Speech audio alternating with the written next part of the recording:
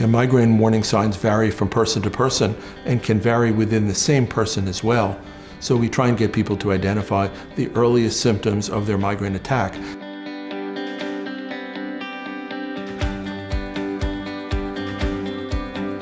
The most common warning sign of an attack is a mild pain.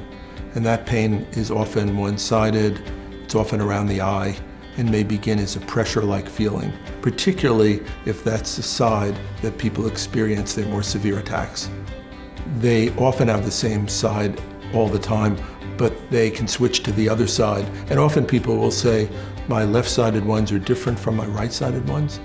Another very common early sign of a migraine is you begin to yawn uncontrollably.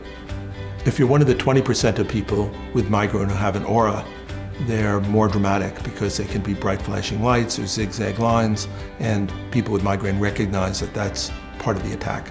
The time from the beginning to the time of maximal disability varies very widely, and often we change our therapy based on how long it takes. Most commonly, someone develops an early symptom and will tell me that it reaches full intensity a few hours later, but sometimes it'll occur minutes later. If you can treat migraines early, they're more likely to respond to treatment. That's true with every agent we have for the acute treatment of migraine. So the earlier the better, as long as it's not very often where you're at risk of developing medication overuse headache. As a migraine advances, more of the brain is recruited in the migraine attack.